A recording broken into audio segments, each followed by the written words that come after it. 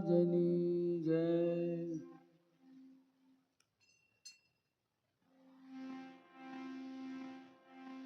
एक नजर दो आँख है,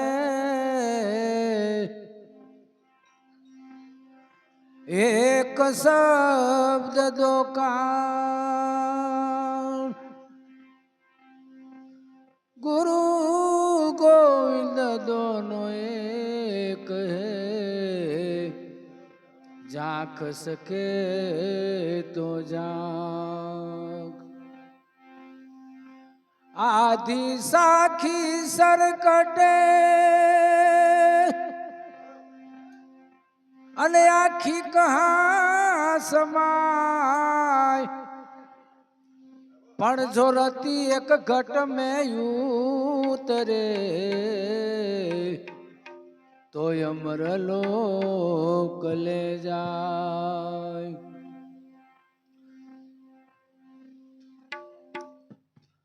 एक श्वास में जात है तीन लोक के मोल, कबीर कहे समाज को क्या बजाऊं ढोल। श्वास श्वास में लाम लिए अने वृथा श्वास मत खोय, न जानू ये श्वास की गति आवन जावन नो। महात्मा कबीर बहुत सरस आपने समझावे छे। शब्द થી આપણે સમજી શકીએ છીએ, ઈશારો કરીએ તો સમજાય નહીં। ઈશારો કોને સમજાય? જે મૂંગા હોય, બહેરા હોય, એને તમે ઈશારાથી સમજાવી શકો, પણ જે કાનેથી સાંભળી શકે છે, મુખેથી બોલી શકે છે, શાન અને ભાન જ્ઞાન આ ત્રણેયથી જે સમજી શકે છે એની ઉપર આ સાખી કીધી છે કે શ્વાસ શ્વાસ મેં નામ લે વૃથા શ્વાસ મત ખોય, ન જાણવું એ શ્વાસ કી આવન જાવન ન હોય। હવે આ શ્વાસની કેટલી એને કિંમત ગણી છે। એક શ્વાસ में जात है तीन लोक का मोल, आनी किंमत કેટલી કરી? एक श्वास में जात है तीन लोक का मोल, कहना साथ हो कह दिया क्या बजाऊं ढोल। આપણું ને આપણા શ્વાસની પણ કિંમત નથી। આપણે શું ખાઈએ છીએ, શું ચાલીએ છીએ, શું રમીએ છીએ, શું જમીએ છીએ, જીવન આપણું કેવું છે? સ્વાર્થમાં છે, વ્યર્થ છે કે આપણે જે કરી રહ્યા એ બરોબર કરી રહ્યા છીએ? આની આપણને સમજણ નથી। એટલે જીવન સાહેબનું એક નાનું એવું વજન છે, એની ઉપર આપણે ચાલીએ। બહુ જીવન પ્રાણવાયુ, અંગારવાયુ અને અપાનવાયુ આ શરીરના ત્રણ કર્મો છે।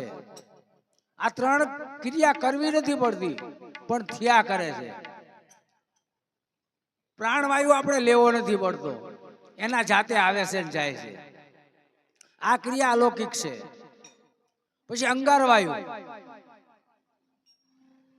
અંગારવાયુ આપણી જઠરા અગ્નિમાં આપણે જે ખોરાક ખાઈએ છીએ એ એને મુલાયમ બનાવી અને એમાંથી લોહી બનાવે છે। અને અપાન વાયુ, દરેકને ગેસ છૂટે એ અપાન વાયુ। આ ક્રિયા કરવી નથી પડતી। હવે ચોથી ક્રિયા આ નજરે દેખાતી નથી પણ ચોથી ક્રિયા નજરે દેખાય છે, પણ આપણે સમજતા નથી। આપણે આંખ ખોલવી પડે છે, મોઢું પણ બોલવા માટે ખોલવું પડે છે। તો એક ક્રિયા એવી છે કે જે આપણી પાપણી ઉપર છે એને આપણે કઈ કરવું નથી પડતું, હેલ્યા જ કરે છે। એ સહજ ક્રિયા છે। એમ પરમાત્માને સમજવા માટે સહજ ક્રિયા છે। આપણે ખાવાથી જીવી શકતા નથી, કાર્ય કરવાથી પણ જીવી શકતા નથી। કોઈ પણ બી કાર્ય કરવાથી તમારું કઈ કલ્યાણ નથી થતું। પણ આ મારો વાલો પરમાત્મા ચાર ખાણી પશુ પક્ષી જળચરોની અને મનુષ્યોની આ ચારેય યોનીને પરમાત્મા જીવાડે છે। અને આપણે અહીંયા ઘણા વખત સત્સંગમાં એનો થાળ પણ બોલાય છે, નિત નિત જગત જમાડે વાલો મારો નિત નિત જગાડે. એ કડીઓની અંદર બધોય સ્પષ્ટતા આપેલી છે, આપ લોકો બધા સમજો જ છો. પણ કહેવાનો મારો ભાવાર્થ એવો છે કે શબ્દ તમે બોલી રહ્યા છો એ શાના લીધે બોલી રહ્યા છો, કેમ બોલો છો અને શાનેથી બોલાઈ રહ્યું છે, એનો ટૂંકો સાર મારી સમજણ પણ માને આપું છું કે જો હું આ બોલી રહ્યો છું એનો નાદ કહેવાય. નાદ વગર ઉત્થાર ન થાય. તમે જોજો રે આ જંત્રીનો બજાવનાર કોણ છે, નહીં એને રંગ નહીં એને રૂપ. સંતો એને કેટલી કેટલી વ્યાખ્યા કરી છે. એટલે પ્રાણને સમજવો સંતોએ મોટો ભાર મૂક્યો છે કે આપણું શરીરની અંદર આ પ્રાણવાયુ ક્યાંથી આવે છે ને ક્યાંથી જાય છે, આની ઉપર આપણે સતત ધ્યાન રાખશું તો આપણા જીવનની ઘણી બધી ખ્યાલ આવશે. પ્રાણ ઉપર સંતોએ ઘણી ઘણી વ્યાખ્યા કરી છે કે પ્રાણ કેટલો માણસને વાલો છે. તમે આ જગતની અંદર તમે જોઈ જોજો, પ્રાણ માટે થઈને આ જગત આખું ઝઝુમી રહ્યું છે. કોઈ ખાવા માટે મહેનત કરે છે, કોઈ પૈસા માટે મહેનત કરે છે, કોઈ મહાન બનવા મહેનત કરે છે, કોઈ સંસાર ચલાવવા માટે પશુ પક્ષી આ ક્રિયા કરે છે. જેવું આપણે જીવન સંસારિક જીવીએ છીએ એવું પશુ પાછી જીવે છે. તો આપણામાં અને પશુમાં શું ફરક છે? જેવો આપણો સંસાર છે એવો પશુનો પણ સંસાર છે. આપણે જેવી રીતે કર્મ કરીને ખાઈએ છીએ એમ પશુ લકડી કરીને ખાય છે. પક્ષીઓ પણ એમ ચણ વીણી અને એના બાળ બચ્ચાને એ ઉછેરી અને છૂટા કરી દે છે. તો આપણને આ સમજાતું નથી. એનું મેઇન કારણ છે કે આપણે યાધિ ઉપાધિ એની અંદર એકદમ સંસારમાં મધ્યમાં આપણું નાવડું આવી ગયું છે. એટલે આ સમજવા માટે થઈ અને સંતોએ ઘણા ઘણા રહસ્ય કીધેલા છે. હે મારા હૈયામાં એ હરખાનો માય રે, ગુરુએ શિછોડો કર્યો રે જોને સાબદો. હેજી મારા હૈયામાં એ હરખાના માય રે, ગુરુએ શિછોડો કીધો રે જોને સાબદો. આ સત્સંગનો શિસોડો માંડ્યો અને માય શબ્દની શેરડી પીલાય. એ રહસ્ય રૂપી માય રસ નીકળે. હે એની ભાવેથી કુંડી ભરાય રે, ગુરુ મારા શિસોડો કીધો રે તમે સાબદો. ગુરુ મારા શિસોડો કીધો રે તમે સાબદો. જીવન સાહેબ, આ સમજવા માટે આપણે આ શબ્દો તો સાંભળ્યા, પણ એ કહેવા શું માંગે છે? આ સત્સંગનો શિસોડો માંડ્યો અને માય શબ્દની શેરડી પીલાય. રહસ્ય રૂપી માય રસ નીકળે. આ ભાવેથી કુંડિયું ભરાય. આને રહસ્ય બહુ સરસ જીવન સાહેબે આપ્યું છે કે શબ્દ રૂપી શિસોડો. આપણે શેરડીનો રસ કાઢી અને પીએ છીએ તો બધાને ખબર છે. કોઈ પણ બી રસ કાઢો, દૂધીનો રસ કાઢો, દ્રાક્ષનો રસ કાઢો, પપૈયાનો રસ, દરેક રસ નીકળે. પણ આ તો શબ્દનો રસ કીધો છે. એટલે આ બહુ રહસ્ય રૂપી વાત હશે એવું મને સમજાય છે. રહસ્ય રૂપી રસ નીકળે ને એને કુંડિયું ભરાય. હવે શબ્દ એવી વસ્તુ છે કે સંતોએ આ સમજવા માટે થઈને સત્સંગ ભજન એ આપણને સમજીએ છીએ કે મને સમજાવે છે નહીં. આ તમારા માયલા મનની ઉપર ઘા થાય છે. પણ મન કદાચ ઘેરે હોય, કાંક વ્યવહારિક કામમાં હોય, આડું અવળું ગોથા મારતો હોય તો મારા શબ્દો બધા બારોબાર વ્યા જાય છે. જે પણ વાક્ય બોલી આપણે ઘરમાં બહુ શબ્દ સમજા જેવો છે. આપણું ઘરમાં કોઈ અપમાન કરે તમે જોજો તમારો ચહેરો તરત ફરી જશે. આ શબ્દનો માર છે. શબ્દે છોડ્યા રાજ ને શબ્દે છોડ્યા પાઠ. જેને જેને શબ્દ સંચર્યા એના જ સુધરી ગયા છે કાજ. આ નથી મફતના મળતા સંતને સંતપણા રે નથી મફતના મળતા. ભરી બજારે કોઈ વેચાણા ને કોઈ હિમાળે જઈને ગળતા. ઘરની નારીને દાનમાં દેતા તોય દિલ જરા સૌ ન ડરતા. સંતને સંતપણા રે નથી મફતના મળતા. આપણે સંસારની અંદર એટલો બધા રસ ઉભરાણો છે તે આપણને ખબર નથી. પણ આપણો રસ જ્યારે આપણું ઘરની અંદર અપમાન થશે, આપણી સમાજમાં આપણું અપમાન થશે, આપણો રોડ ઉપર કોઈ બોલાવશે ને તારે સમજણ પડશે કે હા હા મારું હાળું આ જિંદગી તો મેં ઘણું બધું મકાન કર્યા, છોકરા મોટા કર્યા, ભણાયા, સમાજના કામ કર્યા. એ જ્યાં સુધી તમારી તાપણી હતી ત્યાં સુધી જગત તમને બોલાવશે. બાસી કોઈ બેઠો નહીં બોલાવે. જગતની રીત અને ભગતની રીત બે અલગ છે. જગતને અને ભગતને કોઈ દી ભળતું નથી.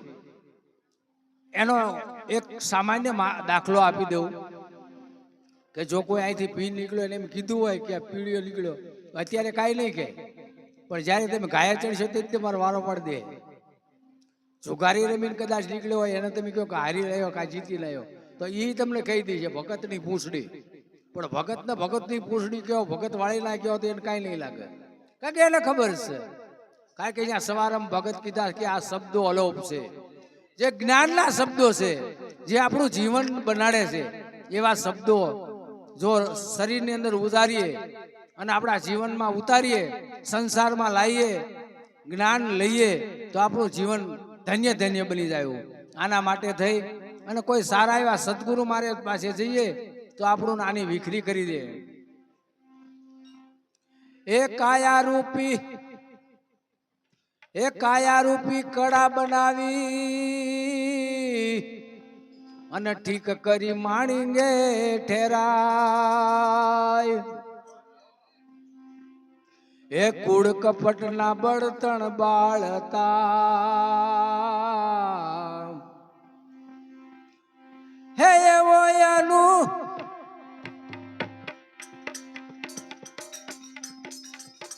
એવો અનુભવ રસયું ભરાય રે.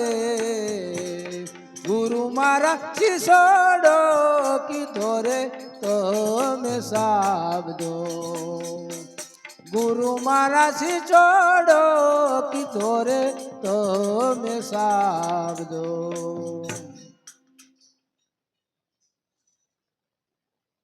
આ કાયારૂપી કડા બનાવી અને ઠીક કરી માણીંગા ઠેરાય. કૂડ કપટના બળતણ બાળતા. ત્યાં અનુભવે ગોળ ઉભરાય. ગુરુ મારા શિશોડો કીધો રે તમે સાબદો. આ કાયારૂપી કડા બનાવી તમે જો આપણું આપણે સમજી શક્યા નથી. 3 માણીંગા એટલા માટે કીધું. એક જન્મનો માણીંગો, એક યુવાનીનો માણીંગો અને એક બુઢાપણનો માણીંગો. આ આપણી કાયાના 3 માણીંગા છે. અને આ 3 માણીંગા પૂરા થાય પછી જ આપણું ના ખરાખરીના ખેલ પડશે. એટલે સંતો કહે છે કે જાગો લોકો મત સુવો, મત કરો નિંદ સે પ્યાર. નિંદ બળી અભાગણી જે છોડાવી દે સંસાર. પણ આમાં સંસાર છોડવાનો નથી. દરેક સંતોએ સંસારની અંદર રહીને જ ભજન કર્યા છે. સવા ભગતને જુઓ, નરસિંહ મહેતાને જુઓ, તિકમ સાહેબને જુઓ, ભાણ સાહેબને જુઓ, બોડાણાને જુઓ, રામાપીરને જુઓ, લીરલબાઈ, સતી તોરલ, આ તમામ માણસો સત્સંગ કરતા કરતા ઘરના કામે કર્યા છે, સંસારને માણ્યો છે અને સંસાર માટે કર્મ પણ કર્યું છે. પણ આપણે એકદમ કર્મમાં એટલા ઘેલા પડી ગયા છીએ, આપણી ભાન રહી નથી, શાને નથી રહી. આપણે કયા રસ્તે જવું એ પણ આપણને ખબર નથી. એટલે આ 3 માણીકા જીવન સાહેબે એને કીધા છે. ઠીક કરીને માણીંગે ઠેરાય. કૂડ કપટના બળતણ બાળતા. આ એમાં અનુભવ રસ ઉભરાય. ગુરુ મારા શિશોડો કીધો રે તમે. કૂડ કપટ એટલે બહુ રહસ્ય સરસ. તમે કર્મ કરવા માટે દરેક કર્મ કરો છો, કર્મ કરવું એ તો દરેકનો એક નિયમ છે. કર્મ કર્યા સિવાય આ સંસારની અંદર પાર ઉતરાતું નથી. પણ કર્મ એવું કરો કે જગતને અને તમારામાં ફેર પડી જાય. જે કર્મ તમે કરો છો એ સ્વેચ્છાએ કરો. કોઈ માણસને છેતરવાનો ધંધો નહીં કરવાનો, કોઈ માણસને દગાબાજી નહીં કરવાની, કોઈ માણસને વિશ્વાસ આપી અને એને દગો નહીં કરવો. આ બધું આપણામાં શૈલી હોવી જોઈએ. જે કંઈ બોલવું એ સત્ય જ બોલવું, જ્યાં ઊભા હોય ત્યાં જ બોલવું. ઘણાકને તો ફોન આવે, ઘરે દીકરાને વહુ હોય દીકરા હોય અને ફોન આવે કે તમે દાદા ક્યાં છો, તો ઘરે હોય તો કે હું ચિત્રા છું. કારણ વગર ખોટું બોલવું. હવે એ તમે વિચાર કરો એનું મન કેવું છે. તો એ કરતા પહેલાથી જ સાચું બોલતા હોઈએ. એક વખત સાચું બોલીએ તો કોઈ દી ખોટું બોલવાનો નિર્ણય ન આવે. જેવું છે એવું જ બોલવું, એમાં વાંધો શું છે? હા, મને વિઠ્ઠલભાઈની થોડીક તકલીફ છે, વિઠ્ઠલભાઈ મને ખીજાય છે, તો મારે એમ કહેવાનું કે વિઠ્ઠલભાઈ હમણાં મારો ટાઈમ નથી ભાઈ, એવું કહી દેવું. પણ જ્યાં હોય ત્યાં જ બોલવું, જેવું છીએ એવું જ બોલવું. સંતોની દરેક વાણી છે સત્ય બોલો. સત્ય પરમહંસ જીવન આપણું બનાડે છે. પણ આપણે સત્યની પાછળ બિલકુલ છે નહીં. સંસાર સત્ય જ છે. તમે જોયો તો આ જગતમાંથી મારા 70 વર્ષ થયા, સંસારની નાવ બધાની એક બરોબર ચાલ્યા જ કરે છે, પણ સત્ય તરફ નથી ચાલતી. સત્યમાં તકલીફ બહુ આવે. સત્ય દુઃખ ભર્યું છે. કારણ કે સત્ય તમે ઘરમાં વાપરો તો પહેલા પ્રથમ તો તમારા ઘરનાથી તમે જુદા પડશો. તમારા ઘરમાં સીધો વિરોધ છોકરાઓ માટે, બૈરા માટે, મા બાપ માટે, બધા માટે પડશે. પણ શરૂઆતમાં 6 મહિના તમને તકલીફ પડશે, પણ પછી ધીરે ધીરે બધાને ખબર પડી જશે કે ભાઈ આ જેવું છે એવું જ બોલે છે. આનો બહુ વધારે પ્રશ્ન કરશો નહીં. જેમ છે એમ જ છે. એટલે ત્યાં તમારો સત્યનો પ્રવાહ ચાલુ થઈ જાય છે. એ ધર્મ માય પડી જો ને ધ્રુવ કી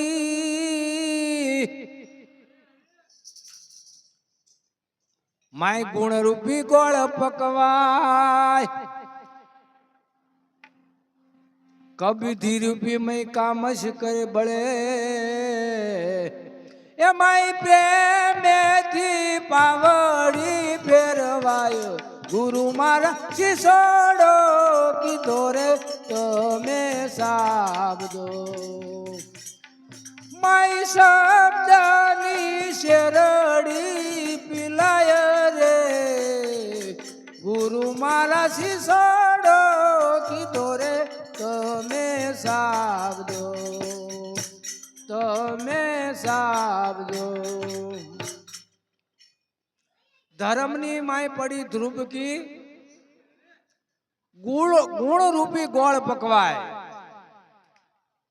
ધર્મ અને કર્મ આ બંને જુદા છે. ધર્મ એટલે સ્વધર્મ, પોતાનો ધર્મ, અને કર્મ એટલે તમારો થાય ને બીજાનો થાય. ધર્મ ઈશ્વરનો પણ મનાવી શકાય, સંસારનો પણ ધર્મ ચલાવી, જેને આપણે ગ્રસ્થાશ્રમ કહીએ છીએ. એનો ધર્મ પાળવો એ આપણી મનુષ્યની રીત છે. ધર્મ વસ્તુ એવી છે કે પહેલા પ્રથમ તો તમારો સ્વધર્મ, તમારો પોતાનો ધર્મ, પછી જે તમે તમારી પરંપરામાં પાળતા હોય એ પણ ધર્મ કહેવાય. પછી તમે કોઈ ધર્મ માટે થઈને કોઈ ધર્મશાળામાં કાંઈ દાન કરતા હોય, કોઈ બાળકો જમાડતા હોય, અથવા તેથી વધારે દાન આપતા હોય કોઈ આશ્રમમાં, આ બધું ધર્મમાં આવે છે. હવે કર્મની અંદર ઘણી બધી ક્રિયાઓ આપી છે. કર્મ મનથી થાય, કર્મ તનથી થાય. હવે તનથી કર્મ કેવા થાય અને મનથી કર્મ કેવા થાય, આ બે એક રહસ્ય છે. મનથી કર્મ એવા થાય કે સમજુ ને હું શું સમજાવું. આપણું એમ લાગે કે ફલાણા ભાઈ બે જણા કેવા શાંતિથી બેઠ્યા છે, આપણું એવું દેખાય, પણ અંદર તો વિચારોના ઘોડા ચડ્યા હોય, અંદર તો ઉથલો મારતા હોય. એટલે શાંતિથી બેહી રહ્યા એટલે કર્મ નથી થતું એવું ન માનતા. જે મનથી કર્મ થાય છે એ બહુ મહા ખરાબ કાર્ય છે. કોઈ પણ બી માણસના વિચાર કરવો આપણે કે હોની રીતે જિંદગી જીવે છે, આપણે આપણી રીતે જિંદગી જીવવાની છે. પછી બીજાના વિચાર શું? આપણે રોજ કર્મ કરીએ છીએ, મજૂરીએ જઈએ તો મજૂરીના વિચાર, એ આપણું સ્થળ રૂપના ગુણ છે, એટલે આપણે ત્યાં સામાન્ય રીતે સારી રીતે કામ કરીએ. બીજા જ્યારે સત્સંગમાં જતા હોય તો શાંતિથી આપણે શબ્દો સાંભળીએ, સંતોના સુવિચાર શ્રેણી છે, સંતો શું વિચારીના ભજન ગાય છે, એ આપણને શું સમજાવે છે, અને સમજાવે છે આપણે શું કરવાનું છે. આ પણ મનનું કર્મ છે. એટલે તનથી કર્મ ઓછા થાય છે. તનના કર્મો કોને કહેવાય? તમારા 1 2 3 દીકરા અથવા દીકરી થઈ, આ તનના કર્મ. બીજા કોઈ તન શરીર કર્મ નથી કરતું. અને જો એની ઉપર આપણે આગળ વધીએ તો જીવનની અંદર ઘણા માણસને લાગી આવે છે, સમજણ વગરનું લાગી આવે છે. કોઈ પણ માણસ, રામભાઈ એમ કે મોહનભાઈ તમારી આ ભૂલ છે, તો મારી ભૂલ હોય તો મારે સ્વીકારી લેવી પડે. મને કેમ કીધું, મને ખબર પડવી જોઈએ કે મને આ મારી ભૂલ છે, તો જ રામભાઈએ કીધું. પણ હું મારા વિચાર એવો કરું, એ મને શાનો કહે? એટલે એ મનનું કર્મ બાંધ્યું કહેવાય. કારણ કે રામભાઈ તો મને સોય છે કીધું કે મોહનભાઈ આ તમારી થોડી ભૂલ છે, તો એનો સ્વીકાર કરીએ આપણે. અને સ્વીકાર કરો તો જ આપણા મનના આવરણો જે છે, આપણું દુઃખી કોણ કરે છે? મનના આવરણો. હું કાંઈક છું, મારી પાસે કાંઈક છે, હું આમ છું, હું આમ જ્ઞાની છું, આ બધા અહમો આપણું નડે છે. જ્યારે આ આવરણો છૂટી જાય, નાતી જાતિ નહીં હરિના દેશમાં, પાનબાઈ કહે છે, હું નથી કહેતો. આ પણ છૂટી જવું જોઈએ.